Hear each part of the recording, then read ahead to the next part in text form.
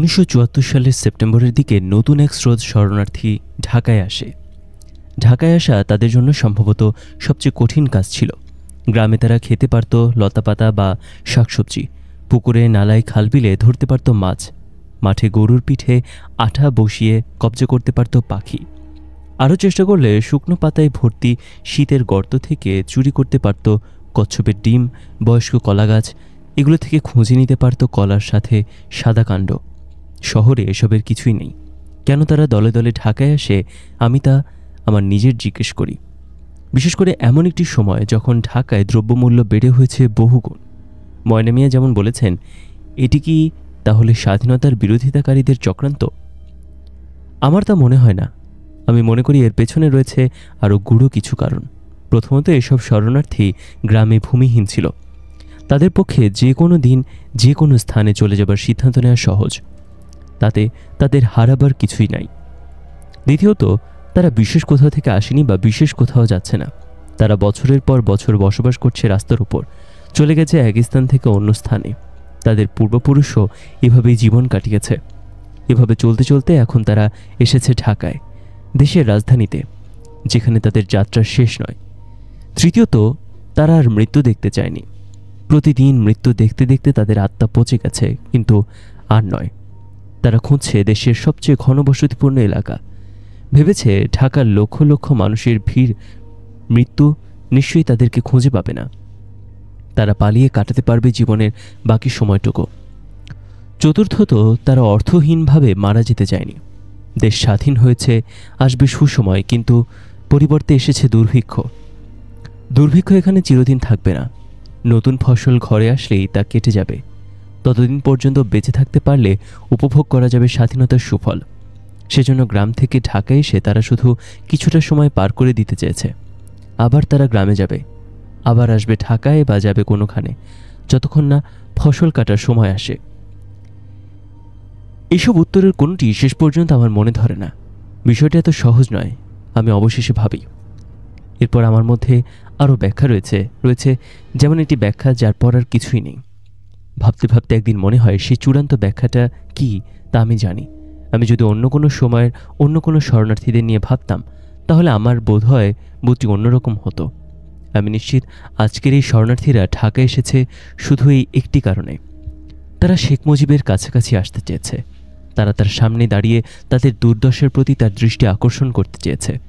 রাজধানীতে এসে তারা প্রতিবেশী হয়ে মৃতদেরকে তার দরজায় কবর দিয়ে তার প্রতি কৃতজ্ঞতা প্রকাশ করবার চেয়ে এই কাজের জন্য আর কি উন্নততর উপায় থাকতে পারে? এজন্য দরকার অবিভাজ্য সংযম ও সাহস। দরকার প্রতিজ্ঞার সঙ্গে উচ্চারণ করা এই ধরনের হাজার হাজার মৃত্যুর পরও তাদেরকে তার উপর আস্থা রাখা থেকে কেউ বিরত রাখতে পারবে না। তিনি তো গ্রামে গিয়ে তাদের সঙ্গে দেখা করতেন না।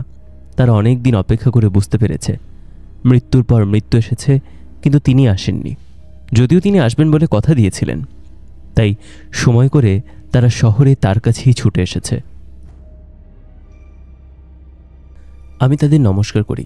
তারা বুদ্ধিমান, সংগ্রামী, কঠিন দৃঢ়তার মানুষ। এই ভয়াবহ দুর্ভিক্ষের সময় তারা এত দূরে এসেছে। ভালো সময় তারা নিঃসন্দেহে সাধন করতে পারবে অসাধারণ। শীঘ্রই তারা তার সামনে ঘরেই হাজির হবে। তারপর এক দুই করে তাকে বলবে যা তাদের মনে আসে। আমি যদি তাদের মতো গ্রামের বাসিন্দা হতাম, এই দুর্ভিক্ষের কালে আমি কি ঢাকার দিকে রওনা করতাম? আমার কি এত সাহস হতো? আমি কি এত তীব্র খরার মধ্যে দিয়ে এতটা দূরত্ব অতিক্রম করে এসে কোনো কবরস্থানের পাশের রাস্তায় তুলতে পারতাম বসবাস করার জন্য একটি তাঁবু? যদি আমি সত্যি করে জানতাম একদিন ভয়ঙ্কর যন্ত্রণাসহ আমার অকাল মৃত্যুর পর অপরিচিত মানুষেরা আমার লাশ কোথাও দাফন করবে, কিংবা মৃত্যুর পর অপরিচিত মানুষেরা আমার লাশ দাফন করবে না, কিংবা তারা আমাকে ছুঁড়ে ফেলে দেবে একদল চিৎকাররত ক্ষুধার্ত শকুনের দিকে, এত কিছু মাথায় রেখে আমি কি পাড়ি দিতে পারতাম এতটা পথ? নাকি করতাম ভিন্ন কিছু? সামনে যাকে পেতাম তাকেই হত্যা করতাম। যদি সেই লোক আমার কাছ থেকে লুকিয়ে রাখত খাবার, ঘরের পেছনের গর্তে রেখে দিত মালামাল, দাম বাড়লে সেগুলো বিক্রি করবে বলে। এই সংসারে আমার জন্য কেউ অপেক্ষা করছে না, না ছেলে না বুড়ো। বাবা মা স্বর্গবাসী হওয়াই আমার জন্য ভালোই হয়েছে।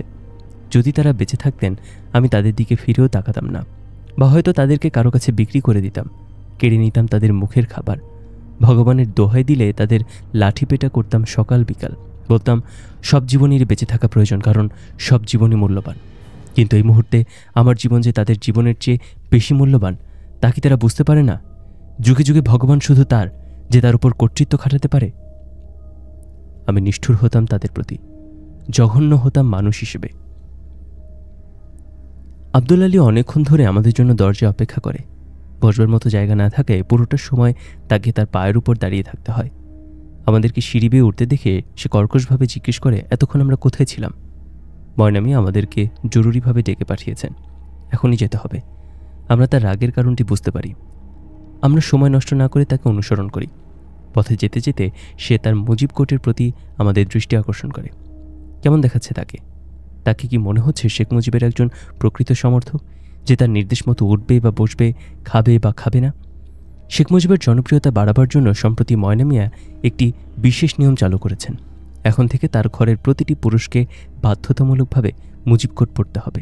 আব্দুল আলীকে মুজিব কোট পড়তে হবে, দারোয়ান রুহুল আমিনকে মুজিব কোট পড়তে হবে। পাশু বা গেসু এই পরিকল্পনা থেকে বাদ পড়বে না। ময়না মিয়ার পদক্ষেপ এখানেই শেষ নয়। শীঘ্রই তার সংসদীয় এলাকা জুড়ে বিভিন্ন রাস্তার উপর কমপক্ষে 16টি বিশাল কাঠের নৌকার ফটক নির্মাণ করা হবে। নৌকা হচ্ছে আওয়ামী লীগের নির্বাচনী প্রতীক। এখন যদিও নির্বাচনের শুভ নয়, তবুও তোলা হবে এই ফটক।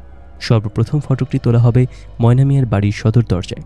তারপর একে একে দখল করা হবে স্থানীয় বাজার, জনাকীর্ণ চৌরাস্তার মোড়, শরণার্থী শিবিরের প্রবেশদ্বার, বাস ডিপো, কর ও রাজস্ব ভবন ইত্যাদি। তাকে শেখ মুজিবের একজন প্রকৃত সমর্থক মনে হচ্ছে কি না তা আমি বলতে পারবো না, আমি বিনম্রভাবে বলি। তবে আমি নিশ্চিত তাকে বেশ আকর্ষণীয় মনে হচ্ছে। কী ধরনের আকর্ষণীয় সে জিজ্ঞেস করে। এই পর্যায়ে তাকে কিছুটা উদ্বিগ্ন দেখায়। আমি তার সঙ্গে ঠাট্টা করছি না তো? আমি আমার মন্তব্য ব্যাখ্যা না করা পর্যন্ত সে হাঁটতে অস্বীকৃতি জানায়।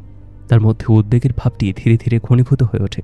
আমি বুঝতে পারি আমার মন্তব্যটি সময়োপযোগী বা স্থান উপযোগী হয়নি। হয়তো আমি কিছু না ভেবে তাকে ইতোমধ্যে ভীষণভাবে অপমান করে ফেলেছি। কিন্তু আমি আমার হাসি থামাতে পারি না বলে বলি, তার চিন্তা করবার কারণ নেই। ময়না মিয়া যদি জানতেন কোনো ব্যক্তিকে মুজিব কোট বা যে কোনো কোট পড়তে বাধ্য করা হলে সে ব্যক্তির মনের অবস্থাটা কী দাঁড়ায়, তাহলে তিনি এমন একটি অসিদ্ধ পদক্ষেপ গ্রহণ করতেন না। তার উদ্দেশ্য হয়তো ছিল শত শত মানুষ একসঙ্গে মুজিব কোট পরে রাস্তায় নামলে একটি বিশেষ দৃষ্টিনন্দন বা অর্থপূর্ণ দৃশ্যের উদ্ভব ঘটবে এবং তিনি আওয়ামী লীগের উচ্চমহলে ঘটা করে বলতে পারবেন তিনি তার পার্টিকে এবং বিশেষ করে শেখ মুজিবকে পুনরায় জনপ্রিয় করবার জন্য একটি সৃজনশীল ও অসাধারণ প্রকল্প হাতে নিয়েছেন, যা কিনা ধীরে ধীরে দেশের অন্যান্য সংসদীয় এলাকায় ছড়িয়ে দেওয়া যেতে পারে। তার পরিকল্পনাটি সৌজন্যের সঙ্গে গ্রহণ করা হবে। রাজনীতি থেকে কি প্রচারণাকে আলাদা করা যায়, বিশেষ করে যখন শাসক দল বিপাকে থাকে? কেউ যখন জানবে না যেসব নাগরিকভাবে মুজিব কোট পরে রাস্তায় নেমেছে তারা আদৌ আওয়ামী লীগের সরকার বা মুজিববাদী রাজনীতির সমর্থক কিনা। কিন্তু যদি তারা তার নাও হয় তবে কোনো ক্ষতি নেই। মুজিব কোট পরবার কারণে আব্দুল আলীকে যদি বৃষ্টি ভেজার রুক্ষ একটি বানরের মতো মনে হয়, যদি মনে হয় সে একটি লেজবিহীন বিশিত কাঁট দাগ, স্বপ্নহীনতার অগ্রদূত, ময়না মিয়ার কাছে সে তবুও হবে শেখ মুজিবের একজন বংশবদ সহকর্মী, তার খাঁটি সৈনিক এবং আওয়ামী লীগের অর্জনের ইতিহাসের একনিষ্ঠ রক্ষক। সত্যি কি তাকে বানরের মতো মনে হয়? সত্যি কি তাকে কাকের মতো দেখা যায়? এত কদাকার? আমার মুখে ছাই। আমি নির্লজ্জ। আমার পরিবর্তে নূর হোসেন না হয় এই প্রশ্নের জবাব দিক। আমি বলি, আমি নূর হোসেনকে বলি, দুনিয়ায় এর চেয়ে অবান্তর, আকস্মিক এবং অভাবিত প্রশ্ন রয়েছে। তার আশ্চর্য হবার কারণ নেই। সে কি আব্দুল আলীকে এ ব্যাপারে একটি বিস্তারিত জবাব দিতে পারে? নূর কিছুক্ষণ নীরব থাকে, তারপর বলে, বাইরের রূপ কে দেখে, ভেতরটাই সব কিছু। আমি জানি না কোথা থেকে সে এমন চমৎকার করে গুছিয়ে কথা বলতে শিখেছে। হয়তো আব্দুল করিমের কাছ থেকে। আব্দুল আলী হাসে। নূর হোসেনের কথা তার মনে ধরেছে। তাকে কি আকর্ষণীয় নাকি অনাকর্ষণীয় মনে হচ্ছে তা নিয়ে তার মাথা ব্যথা নেই। সে শুধু চায় ময়না মিয়া তাকে শেখ মুজিবের প্রকৃত সমর্থক মনে করুন, যাতে কোনো প্রশ্ন ছাড়া সে দিনের পর দিন তার চাকরিতে বহাল থাকতে পারে।